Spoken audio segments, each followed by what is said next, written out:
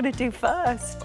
I just want someone to sit in the garden. Well, you can do that before, though. Yeah. Hopefully. Oh, Hopefully. yeah. I've written it all down. I've written it. It's all down on a chalkboard. Yeah. What you're allowed to do. What you're allowed to do.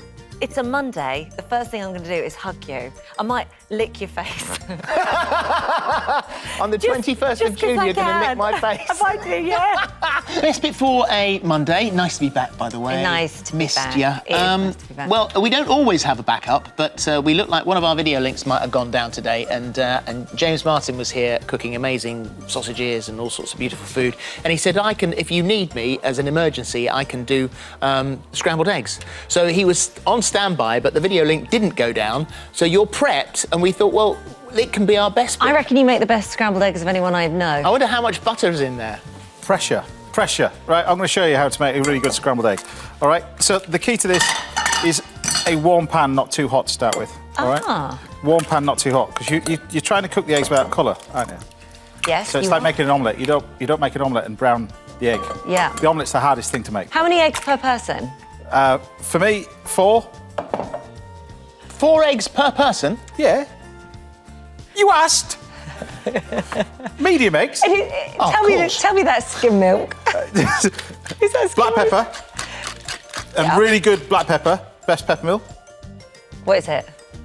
I can't read what that is. That's really... Peugeot. Before they made cars, they make pepper mills. Peugeot? Yeah, they're the best pepper Is that true? Yeah. Wow. Yeah. Salt, pepper, double cream. Mix this together. I knew it. Well, double cream on milk. You can't put semi-skim with it. Listen, I grew up with my mum making scrambled eggs with skim milk in the microwave, so I know. Don't even let me start how she made roast chicken in the microwave. We used to call it chicken ding. She pushed the whole thing on and turned roast chicken in the microwave. Yes. And it was completely white. Completely white. And it was called chicken what? Chicken ding. Right, now you've got to keep moving the pan now. Ignoring us. So when you start, you keep going. So you put use a butter whisk. in there. You put butter in there. Butter in there, salt and pepper in there. And when you're going now, keep going. Keep it on the heat. Now start to turn it up a bit. And like I told you that, a wonderful French name, Monty au beurre. Yeah. This is called baveuse. What does that mean? Slightly underdone. I like it, which is what scrambled eggs should be. So you can see it starts to mix together. As it starts to thicken up now, that's nearly there. We then lift it off. We then take it onto our plate. Bit of smoked salmon if I add it, but I haven't got anything left because I've cooked everything that's been in the fridge. And then we pop our scrambled egg. Oh my God! On there. Well, today we did it again. We've been taking you through windows of the world. We've been on safari, we've been to see the Northern Lights, and today we went to Rwanda to go and visit the gorillas. No. Are they having a fight? They're in the Volcano National Park in Rwanda. There's only about 1,000 of them, all endangered. We had our guide, Francis, who The was size of its foot. telling us all about it. Yeah, so he's the silverback, the dominant male. With always, it's called silverback because he's got his back to camera, that guy. But the whole family, all tight-knit community. Gorgeous, And Francis and the team, they've got to stay a certain distance away because gorillas share a massive amount of the same DNA as we do, so they're very close to us. So the last thing they want is for them to not just catch COVID, but also anything else that we might be carrying. What a lovely thing to be able to go and see, amazing. though, eh? Where are we going to go next? I don't know. Where do you fancy? Don't know. Pyramids. Yeah, we could go to the pyramids. I'm We'll just definitely get those in. Just listen to the team upstairs. I know. Oh, we haven't done, sort of water, underwater. I was thinking water. No, Then I thought that's going to be impossible if I want to go and see a dolphin. Well, not necessarily, because cameras can go underwater Yeah. if you get the right ones. Yeah. There's a challenge, guys. So, Great Barrier Reef, dolphins, turtles, next time we want to go underwater. Yes, How's please. that for the signal? And he looks he's going to move a bit. Oh, he's facing some. Want to look for us. Oh, hello. There's There the you are. That's a better There's the shot shot. of you. Hi, Christian. Oh, amazing. So can he sign "Be kind" for us? Are you ready? Say be kind. Kind? Yes. Yay. Oh, you. Yay. So let's have a look. Let's have a look at that one because we want to learn that as well. So it's Kind. Be kind. Oh, that's an easy one, Isn't isn't that? it? That's Be a really kind. good one. We're there.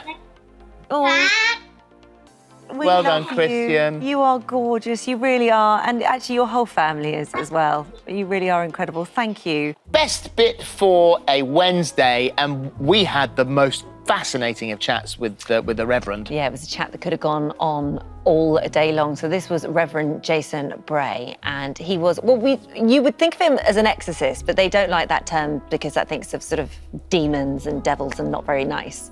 Whereas he is, what was the word they used? A deliverance minister? Yes. Where did I Well pull done. that from? Well done. That really, I felt that being hoinked from the back of my head. A deliverance minister. So he goes in, and if you've got a problem with a ghost or a poltergeist, then he's got his holy water and he prays. But it's recognised, isn't it? Well, this was the thing that stunned me the most when I was reading all about it this morning, is the fact that you're sort of trained by the church, approved by his boss, the bishop, Insured. I'm imagining, insured by the church. So if he's seen going into someone's house with his bag of stuff to get rid of the spirits, then people in the street might think, oh, there's something going on in there, and the value of your house could go down. Then he might get sued. And so the church is insuring him. I had no idea. And he said they don't talk about it much. They keep it all very, very hush-hush. Not anymore. Not anymore. Not anymore. Blown the lid off that one, haven't Who are we? you going to call? Jason Bray. Not quite the same ring, is it? So we're actually insured, for that reason, and that's one of the reasons why we don't talk about it too much. And writing the book, all of the, a lot of the details have been changed so that maybe people can recognise themselves, but nobody else can recognise them from, from the book. What's in your kit? What do you take into someone's house? What's in my kit? Well, got the bag here. The Ghostbusters, the Proton pack. That's what I'm hoping to see here. So basic bag. It's got a whole load of stuff in it. It's got a whole load of books and bits and pieces. It's got useful cross. So that's the one I tend to wear when I'm going with me. It's got sachets of salt for making holy water, and it's got a communion kit. So we use bread, obviously, and wine, real wine. And then the tool that we use most often is the holy water sprinkler. So when I go to a house, I'll sort of go to the main room, explain what I'm going to do, usually bless holy water, and then get out the sprinkler and and start from that room, work my way around the house, and then we come back. But that's the basic tool we use. Does it always work? Sorry? Does it always work? No, it doesn't always work. Sometimes you can get situations where it's not that at all. So in the book, I describe going back to see somebody repeatedly, and we bless the house, and it's quite clearly not not a sort of paranormal presence. There you go. Compare those two. It's exactly the same. Exactly the same. Exactly the same. Thank you for those. Send more funny animal pics. Never not funny. Don't you throw cracker. You sat on cracker. I've sat on cracker. It's very comfy, actually. I might keep this here. Did you just answer the gallery then? You did, didn't you? You just had a Oh, conversation. You did. We're getting to... Barry said comfy, and you just went, yeah, very comfy. Actually, I thought no one heard you say that. That's rule 4 on page 6 of the presenter's handbook. I know. Never answer the gallery unless you say who you're talking to. Yeah, it's very comfy. Right, no, you're welcome. Oh, I'm still doing it.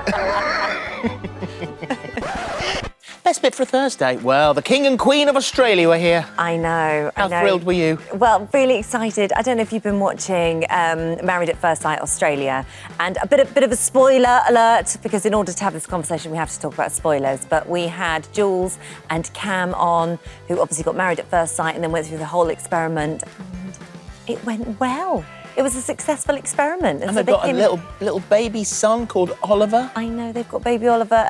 But I'm literally hooked on this show, so I've been watching it, and there's a lot of episodes. So once you invested it, there's been a lot of lockdown watching this. Thankfully, Dan watches it too. So we saw every night been watching 2 or 3 episodes. So Is it one of those shows that you could do slightly quicker?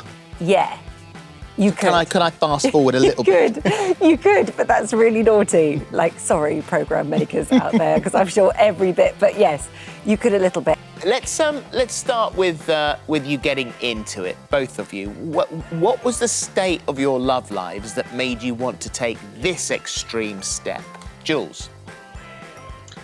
I'd literally searched the whole world to find my guy. I actually lived in the UK for 14 years and I came back a year before and I felt like I was the face of Bumble. I was dating all the time and to me it was just a very extreme date. So I just was like, where is he? I actually applied for the show. I sent a video in and pretty much said, I'm a catch. Where's my guy? Sign me up. So that's how it happened for me. What about you, Cam?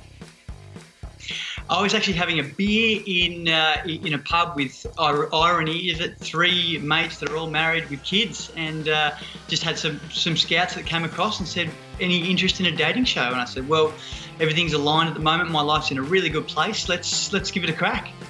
I didn't really go in with any fear, to be honest. I just went in and thought, I'm just going to be myself, have integrity with all I do, and hope for the best. And say it stars aligned, and it was a beautiful, amazing day. Well, to say the stars aligned, I mean, this was an experiment and it was a success. So explain where you're at now. What does your lives look like together?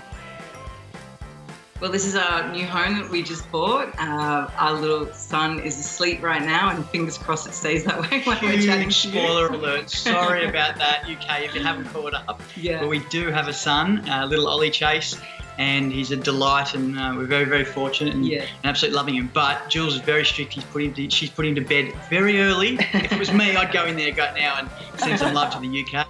Oh my God, he's gorgeous. We're off to experience La Dolce Vita in Venice with our very own gondolier, Andrea Balbi. Good morning, Andrea. Morning, Andrea. Good morning, everyone, and welcome in Venice. What a beautiful day. Look at the weather. Just looks stunning. And I suppose there's hardly anybody there. Yeah, it's true. Well, today is a very beautiful, sunny day.